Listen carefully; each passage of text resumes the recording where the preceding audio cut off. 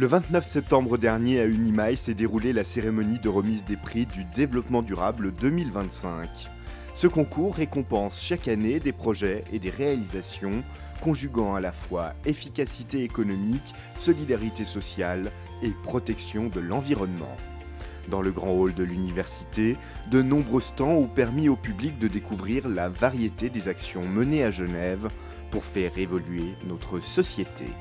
Mais le moment que tous attendaient, c'est bien évidemment la cérémonie. Bienvenue pour cette 24e cérémonie de remise de prix du développement durable. Oui, ça fait déjà 24 ans. Avant de découvrir le portrait des lauréats de cette édition, on écoute quelques extraits des allocutions. Merci beaucoup, bonjour tout le monde. Les fake news, ça a toujours existé, mais on peut tous se mettre d'accord qu'à l'heure des réseaux sociaux, c'est un peu amplifié. Parce que ce qui est super avec les réseaux sociaux, c'est que ça donne la parole à tout le monde. Mais ce qui est emmerdant avec les réseaux sociaux, c'est que ça donne la parole à tout le monde.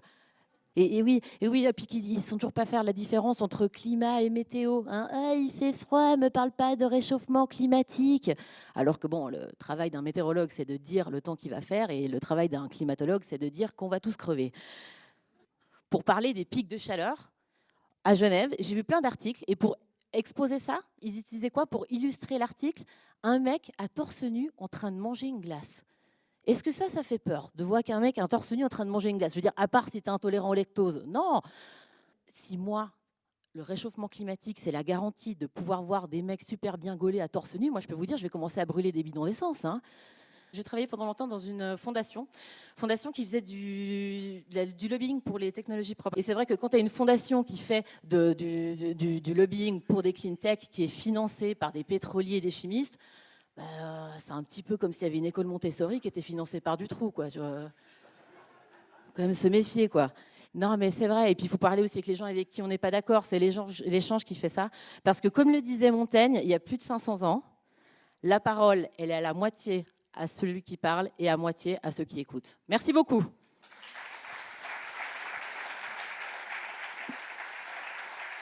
On va recycler, comme on le fait maintenant depuis quelques années, des anciens lauréats. L'idée étant de vous montrer qu'il y a une vie après le prix, à commencer par l'association. Souvenez-vous, pour ceux qui étaient là peut-être, c'était en 2021, c'était l'association qui s'appelait Est-ce qu'on change?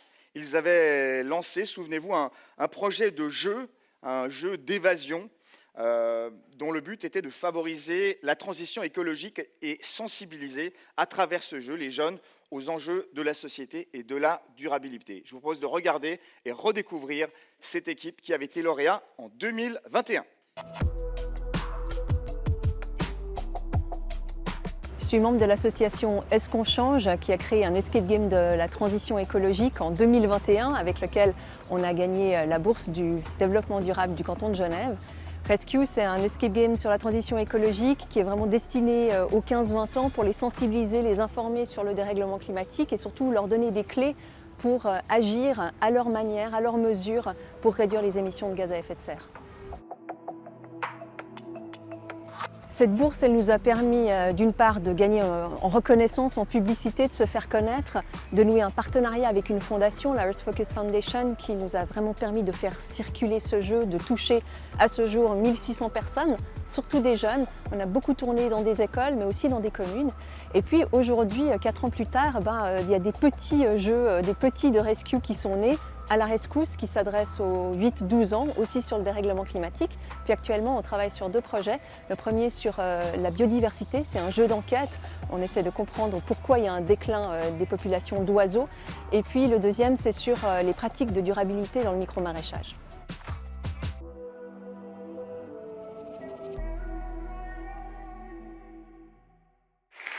Et puis voilà, je vous disais, le deuxième, c'était le collectif Grosselin, qui avait reçu la bourse cantonale, c'était en 2020. Alors en quelques mots, vous allez le découvrir, le collectif Grosselin, c'est une régie citoyenne qui souhaitait en fait écrire un nouveau récit, une nouvelle manière de créer des espaces à vocation et surtout d'intérêt public. Je représente aujourd'hui le collectif Grosselin, lauréat du prix du développement durable 2020, avec un projet de régie citoyenne, RECI. Alors aujourd'hui, cette coopérative, cette régie citoyenne Récit, elle existe. C'est une société coopérative qui a été fondée en juillet 2021. On s'appelait à l'époque le collectif Grosselin parce qu'on était un réseau de compétences et d'expertise qui avait comme objectif de justement créer une régie citoyenne pour gérer des surfaces d'activité dans le futur quartier Grosselin, qui devait être construit ici dans l'ancienne usine Parker, qui n'a pas encore été démolie. Donc le quartier Grosselin, il n'a pas encore été construit. Donc avec notre projet, on a dû rebondir. Donc finalement, Récit, la coopérative, elle existe. Le réseau d'expertise, il a beaucoup avancé sur cette réflexion de comment créer des quartiers vivants, comment assurer des activités en lien avec l'économie durable. Donc on a finalement développé ça dans d'autres quartiers, en collaboration avec la Chambre d'économie sociale et solidaire. On envisage le véritable envol et constituer une équipe dédiée de Récit. Donc passer du réseau de compétences à une coopérative qui a son équipe propre et véritablement porter l'ambition qu'elle a, d'être un acteur qui assure des alternatives au marché classique avec des activités dans les quartiers qui sont tournées vers les habitants, de favoriser la vie de quartier et le vivre ensemble. Bravo à eux, bravo aux anciens, place aux nouveaux. Merci d'accueillir chaleureusement Monsieur Sébastien Casteltor, vice-recteur de l'université dans le domaine de la recherche et durabilité. Mesdames et messieurs, chers et chers collègues, chères étudiantes et étudiants, bonsoir à toutes et tous. Le 6e rapport du GIEC, il nous dit, avec certitude aujourd'hui, que le jour où nous atteindrons 0 émission nette de CO2, c'est-à-dire autant d'émissions dans l'atmosphère que ce que nous pouvons absorber par l'activité de la planète, le climat se stabilisera rapidement. C'est pourquoi je suis encore plus heureux ce soir que nous nous retrouvions pour célébrer cet engagement, la créativité, l'action de celles et ceux qui font avancer concrètement la durabilité à Genève, celles et ceux qui font ces efforts qui ne sont donc pas vains et que nous pouvons récompenser et féliciter ce soir. Et c'est avec une grande joie et un profond respect pour l'engagement de toutes et tous que j'ouvre donc officiellement cette 24e cérémonie de remise des prix du développement durable. Et je cède la parole à M. Daniel Catani, président du Conseil du développement durable. Merci beaucoup.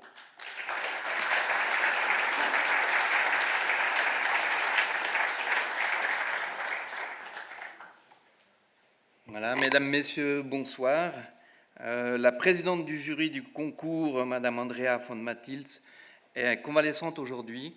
C'est donc à moi que revient le prestige, l'honneur de vous présenter quelques mots sur l'édition 2025 de ce concours. Tout d'abord, une bonne nouvelle. Notre concours a vu une nette augmentation des participants. On a eu 61 associations, personnes privées, entreprises ou entités publiques ou parapubliques qui ont postulé cette année pour obtenir soit une bourse, soit un prix ou une distinction. Cela prouve que ce concours cantonal du développement durable est encore jeune, malgré ses 24 ans. Il reste incontournable, à mon avis, pour mettre en avant les lauréats dont les réalisations ou les projets séduiront les personnes qui, comme vous, sont sensibles au développement durable pour notre société et qui sont très engagés. Je tiens ce soir à m'adresser à l'ensemble de celles et ceux qui ont participé à ce concours. C'est vous qui êtes le moteur de ce concours pour un avenir durable. On va vous présenter les lauréats et vous allez voir, il y a des cadors, il y a du lourd, il y a du très très bon cette année. On va commencer avec cette première catégorie qui s'appelle la catégorie de la bourse de lauréats qui se partagent la somme de 30 000 francs. Et le premier, c'est cette radio dont vous avez peut-être entendu parler, qui s'appelle Radio Vostok. C'est une radio qui n'est pas comme les autres, qui innove. Je vous propose de découvrir ce portrait rock'n'roll en images.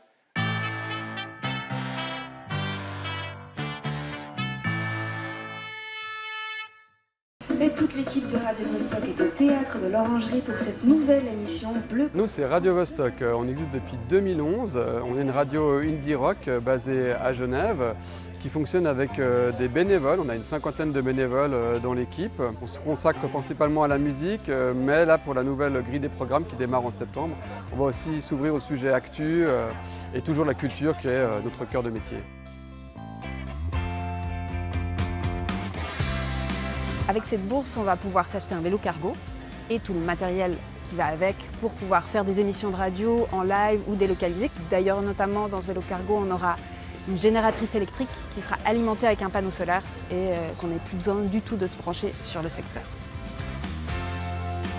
Cette récompense, elle va nous permettre de développer d'autres projets qu'on a déjà démarrés avec d'autres publics comme des enfants ou des personnes âgées. On forme et puis après on leur fait faire de la radio. Pour une radio locale comme nous, aller au contact du public, c'est vraiment quelque chose qui nous tient à cœur, qui est important. D'avoir un vélo cargo, pour nous, c'est idéal comme moyen de déplacement. Ça nous permet d'être mobile, puis d'aller sur plein d'événements au cœur de Genève, notamment l'été, comme ici au Théâtre de l'Orangerie, et plein d'autres festivals qu'on couvre chaque année. Ça va vraiment être un moyen de déplacement très pratique pour nous.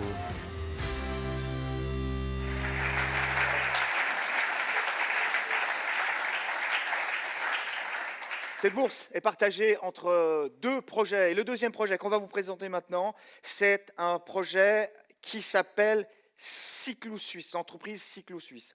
Et ils ont lancé des bio-sauts. Je vous propose de découvrir plus en détail cette histoire avant d'accueillir le représentant de ce projet.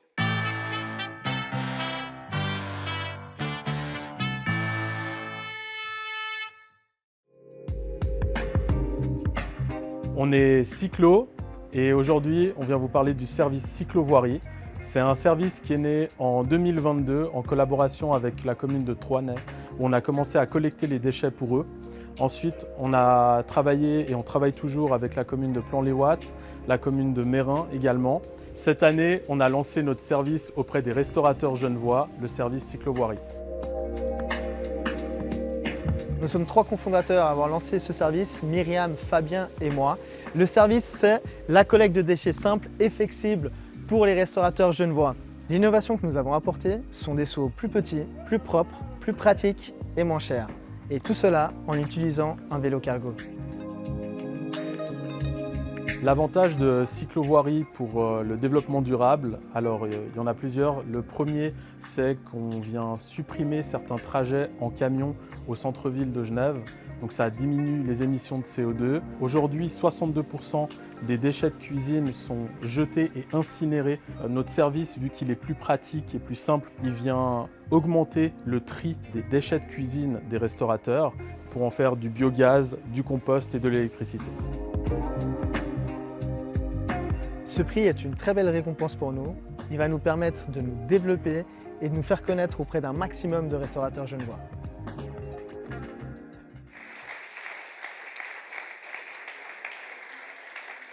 Je vous disais, il y a aussi un troisième groupe, un troisième projet qui a été récompensé dans le cadre de cette bourse. C'est une mention.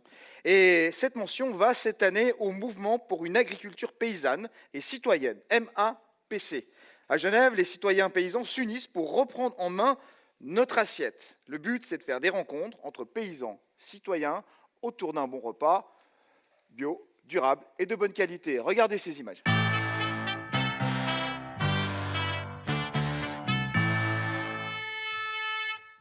Bonjour, c'est la CALIM, la Caisse genevoise de l'alimentation. En mars 2024, nous avons constitué 2 comités citoyens, au Paquis et à Meyrin. Nous nous sommes réunis tous les mois et nous avons mis en place des groupes de travail pour réfléchir aux enjeux du système alimentaire. On a visité des structures agricoles, on a invité des experts qui nous ont parlé d'alimentation et d'environnement, de l'impact aussi sur la santé et des différents modes de production. En janvier 2025, on a lancé le projet pilote. Il s'agit de réfléchir au fonctionnement de la Caisse genevoise de l'alimentation, aux critères de sélection des lieux et à la gouvernance. L'idée de ce projet, elle a germé pendant la crise du Covid, où on a vraiment vu la précarité alimentaire et c'est vrai qu'on s'est mis à réfléchir avec plusieurs associations proches des milieux paysans à une solution qui redonnerait du pouvoir d'agir à ces personnes. La CALIM est ouverte à tout le monde sans condition. Chacun, chacune cotise selon ses moyens et en retour reçoit un versement qui lui permettra d'acheter des produits alimentaires dans les lieux qui sont choisis par les comités citoyens.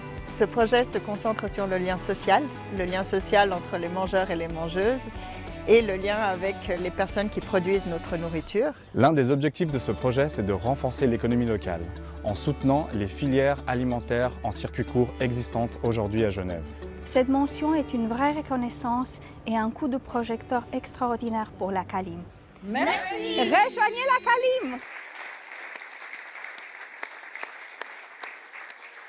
Bon, puisque après Genève, c'est Genève, hein, évidemment, l'année dernière c'était de la bière, là c'est du vin. Figurez-vous que le prochain prix sera remis à Monsieur Raphaël Piut. Son projet est extraordinaire puisqu'il a imaginé un avenir du vin sans pesticides. Évidemment, toujours avec modération. Alors, avant d'accueillir Monsieur Piut, je vous propose peut-être de découvrir plus en détail ce projet très innovant, très durable et de très bonne qualité.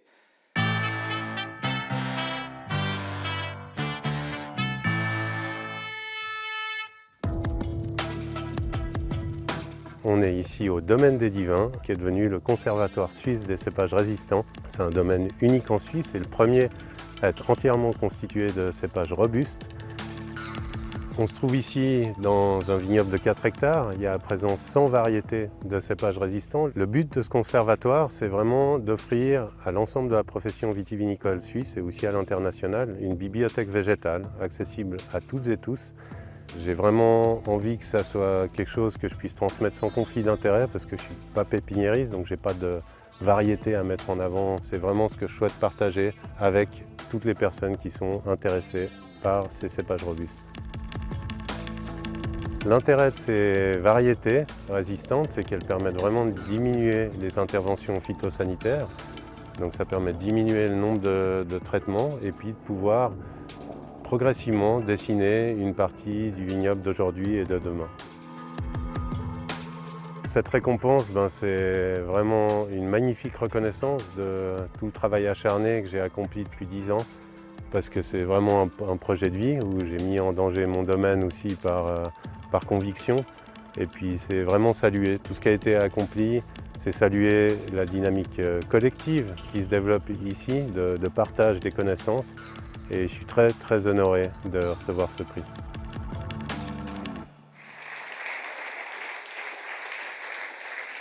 La mention pour cette bourse revient à la coopérative Le Nid. Ça se passe du côté de la Jonction.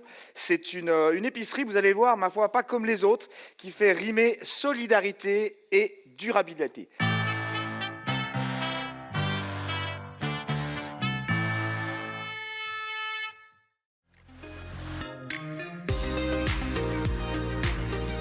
Bienvenue au Nid. Le Nid, c'est une épicerie coopérative et participative au cœur de la Jonction. C'est une épicerie coopérative parce que ses membres détiennent des parts sociales et ont un droit de vote en assemblée générale, et participative parce qu'ils participent au fonctionnement quotidien de l'épicerie. Le Nid a été créé par un groupe d'étudiants en 2017 pour créer une alternative à Genève à la grande distribution.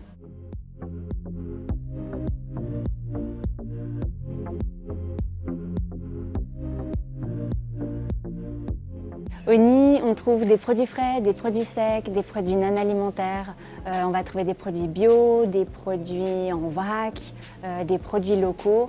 Chaque produit a une histoire et a été sélectionné avec soin par les coops. Et ce qui est important pour nous, notamment quand on travaille avec des producteurs directement, c'est de ne pas négocier les prix avec eux et de valoriser la production locale.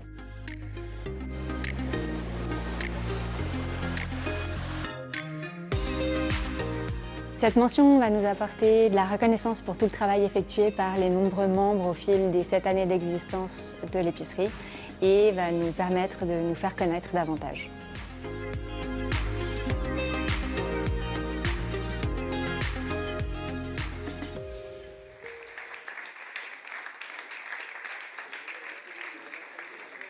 On va terminer avec la dernière remise. Cette fois, c'est la distinction cantonale. La distinction cantonale, vous le savez maintenant, depuis le temps, c'est un projet exemplaire qui est réalisé par un organisme public ou parapublic. Voilà, ça c'est pour le cadre. Et cette année, cette distinction revient à l'OMS Maison de Vessy avec ce projet Seconde Chance. Vous allez voir, c'est une bonne recette pour limiter le gaspillage alimentaire. Plus en images.